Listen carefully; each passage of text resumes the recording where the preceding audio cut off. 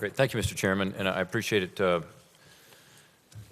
fact that tax reform got so much notice here today, because I do think it's an opportunity in this budget for us to try to make progress. I think Senator Scott's right. I think it's one where we have differences in terms of what the deemed repatriation rate is, and for that matter, the prospective international rate, which would be a minimum tax. But I do think the structure is consistent with what many of us have talked about on this side of the aisle.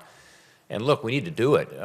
In Ohio, as you know, we just had another company choose to invert, meaning buy a smaller company overseas and move the domicile from Ohio to one of our, global trading partners in developed countries. And this is happening all over the country.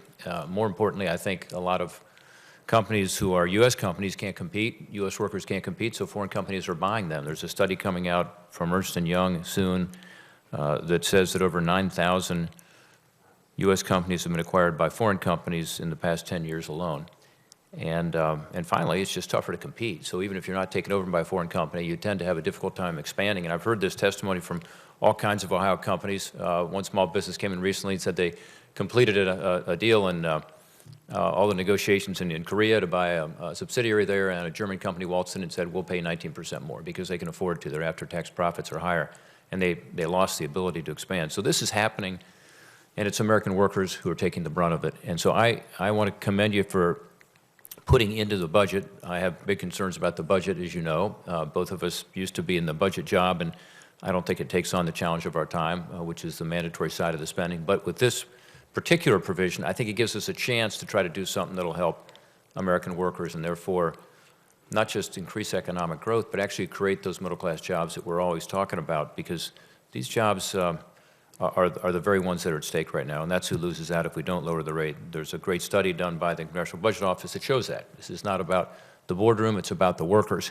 So we need to work on this. I guess the one question I would have for you today, just to be sure we understand where we are on this notion of helping the Highway Trust Fund, because this came up with a lot of the different members.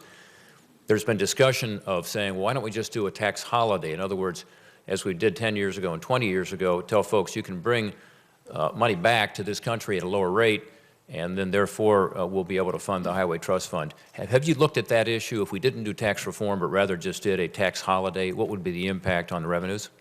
Senator, we have looked at it, and both the Joint Tax Committee and our estimators and the Office of Tax Policy have determined that it costs money. It doesn't save money. So it wouldn't create additional revenue for the Highway Trust Fund? Not through conventional scoring. Okay. And I think as a structure, as we were discussing a little bit earlier, one-time tax holiday, a voluntary tax holiday, doesn't solve the structural problem. What it does is it tells companies, keep all your earnings overseas until the next tax holiday. It doesn't regularize the tax treatment in any meaningful way. By putting in place a new structure with a minimum tax and a toll charge, I think we accomplish the goal of having our tax system work properly so that business decisions will be made on economic terms, not on tax-determined terms. And I think that it will create a better climate for creating jobs in the United States. So while I don't think the one-time voluntary tax holiday works well and accomplishes the goal, I do think that the proposal we put in structurally does. And as you and I have discussed, the question of where you set the rates is something that people can disagree about. If you start with the structure making sense, I think there is a basis for bipartisan conversation. Well, I hope you will reiterate today for the record what you have said publicly and in some of our meetings, that this is a starting point for you all in terms of the rates, because I do think, Senator Scott mentioned this, we're going to have some differences in terms of the rate. We want to be sure this actually works to make our workers more competitive. And if we end up with a rate of 19%, for instance, some would argue that we have not accomplished that, because you look at the comparable rates around the world now, the effective rate has to be, in my view, in the mid-20s in order for us to be competitive.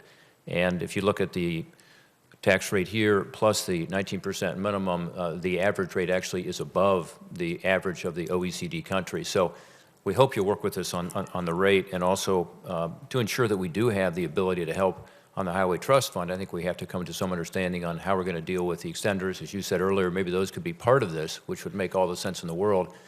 And let's be sure that we are working together to find a baseline that works. If you did do the deemed repatriation, which is part of overall tax reform, you do think there could be some revenue for Highway Trust Fund. Yeah, I do think there could be revenue for the Highway Trust Fund. And just to be clear, we think that as we deal with the expiring provisions, we need to deal with the individual provisions that expire as well, not just the business provisions. Okay. Mr. Chairman, I'd like to put in the record Without objections, ordered.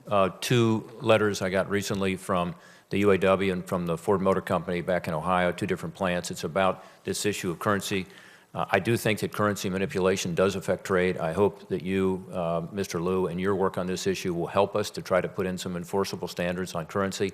I think it makes a lot of sense because it does affect the way American workers can compete globally. Thank you, Mr. Chairman.